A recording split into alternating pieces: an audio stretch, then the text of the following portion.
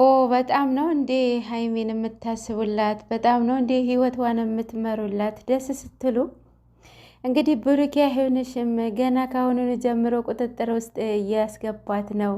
ህይወትሽን ራስሽን ምሪ፣ እድሜሽን አትጨርሺ። ኧረ እባክሽ ሁ አሪዩ ያንቺ እድሜ ሳልሄድም ማዳም ቤት ተቀምጠሽ እንደዛ ስታይ ለራስሽን እንደዛ ስታወሪ ማለት ነው። ለራስሽ ራስሽ ሼም አይዝሽም እህቴ።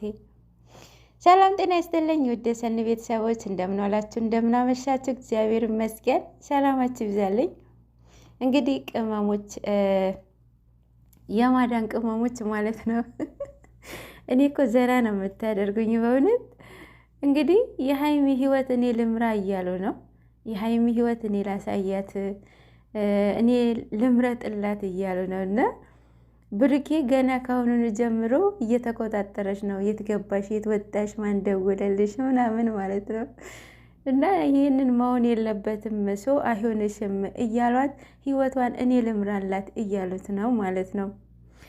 ለማንኛውም ማለት ነው እኔ ማነኝ ብላችሁ መጀመሪያ ራሳችሁን ፈትሹ ማለት ነው። እድሜሽን አጨርሺ ያልሽ እህቴ ደግሞ ያንቺ እድሜ ሳሌ ደግሞ ወይ ማዳም ቤት ተቀምጠሽ ምን ይዤ እገባለኝ ምናምን አንቺ የቴዲ አፍሮ ሙዚቃ እየሰማችሁ እንደዛ የምትጃጃሉም አላችሁና ከዛም አልፎ የሰውን ህይወት እኔ ልምራ የምትሉ ማለት ነው። በጣም ነው የምትገርሙኝ ማለት ነው። ለማንኛውም ይመቻችሁ።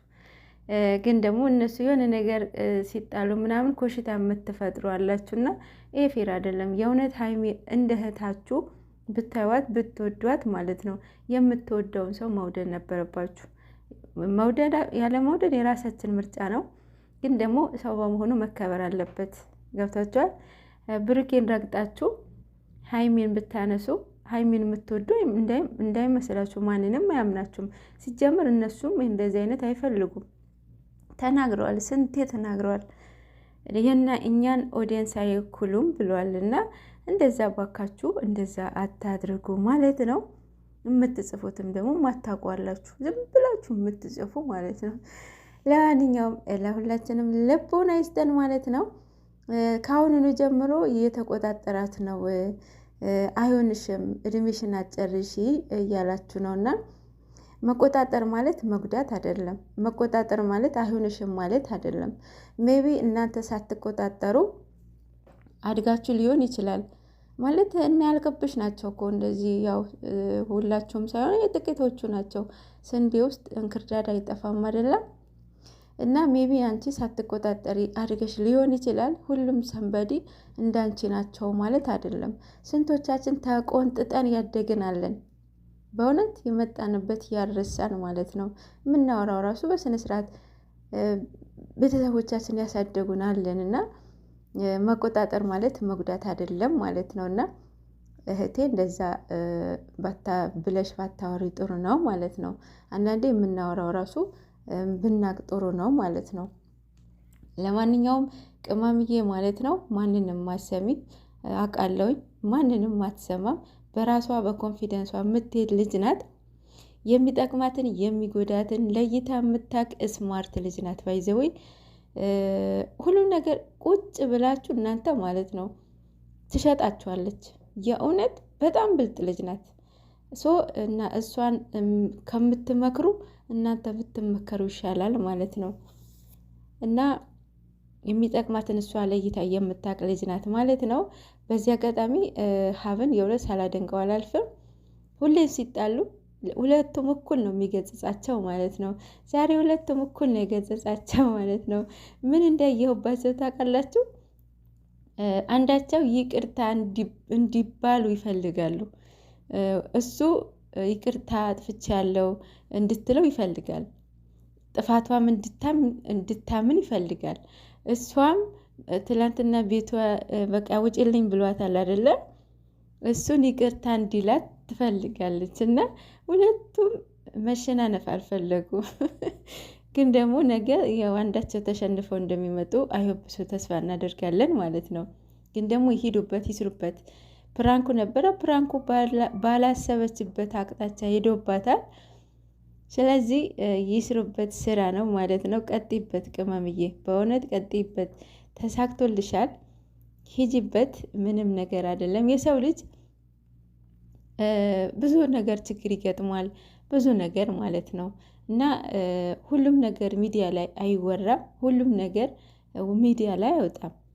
ሚስጥር የሆነ ነገር ሚስጥር ነው፣ ሴኩሪቲ የሆነ ነገር ሴኩሪቲ ነው። ይሄ ሁሉም ነገር ሚዲያ ራሱም አይፈልግም፣ እኛ አንፈልግም። አሁን ሁሉም ነገር ንገሩን አንልም። እና መደበቅ አለበት ነገር መደበቅ አለበት፣ መወራት አለበት ነገር መወራት አለበት። ልክ ነሽ ቅመምዬ ማለት ነው። እና ምንም ነገር ይሁን ምንም ነገር ማለት ነው። አንቺ እኮ የአራት ልጆች አባት ነው አይደል እንዴ? አንቺም እናት ነሽ። ሶ አንቺ ችግር ሲገጥምሽ ግዴታ መናገር አለብሽ። ለምን? ባልና ሚስት አንድ ናቸው፣ መጽሐፍ ቅዱስ ማለት ነው። የእሱ ችግር አይኖ እንዲጨናነቅ አትፈልጊም። በቃ ምንም እንዲሆን አትፈልግም። የምትገርመኝ ልጅ ናት እኮ በእውነት ምንም ነገር እንድትሆን አትፈልግም። እሱ ደግሞ ይሄ ነገር አይፈልገውም። በቃ ማለት በቃ የምትወስነውን ውሳኔ እኔን ማሳወቅ አለባት ነው የሚለው። እሷ ደግሞ እሱን ሪስክ እየወሰደች እኮ ነው እንደዚህ የምታደርገው፣ ግን እየተጎዳች ነው ማለት ነው። ቅመም ይሄ ነገር ሁለተኛ እንዳታደርጊ። በቃ ግዴታ እኮ በደስታ ጊዜ ብቻ አይደለም አብረው መካፈል ያለባችሁ። በሀዘናችሁ ጊዜ፣ በችግራችሁ ጊዜ፣ በደስታችሁ ጊዜ ሸክምሽን እንዲሸከምልሽ ሸክሙ እንድትሸከሚለት ነው እንጂ እንደዛ የራሴ ሸክም እኔ የገጠመኝን እኔ ብቻ ወጣዋለሁኝ ማለት ይሄ ፌር አይደለም፣ ጥሩ አይደለም ማለት ነው ቅመምዬ ማለት ነው። እና ብዙ ነገር አውቄያለሁ፣ ብዙ ነገር አይምሮ ይበስሏል ብለሻል። አዎ የሰው ልጅ ሁሌ እያደገ እናንተ ገና ከልጅ እናውቃቸዋለን። በጣም ጎበዞች ናችሁ። ነገራቶችን ትንሽም ቢሄድም በራሳችሁ መንገድ የምትፈቱ ልጆች ናችሁ ማለት ነው። ሶ እንደዚህ አሁንም ሁለተኛ እንዳይደገም ማስረዳት ባለብሽ መንገድ ማስረዳት አለብሽ። እሱ ከነገረኩት እንሂድ ነው የሚለኝ። እሱ ደግሞ ቤት ምንን እየሰራ እንደሆነ ባናቅም አይወብሶ ቤት እየሰራ ይመስለኛል ለእናቱ ማለት ነው። እና ይሄንን ስራ አላስተጓጉለውም ነው እያለች ያለው። ከመንገድ የመጣሁኝ ብላለች። እና ወይም መችሽ ቅመምዬ ሰከሽን እኮ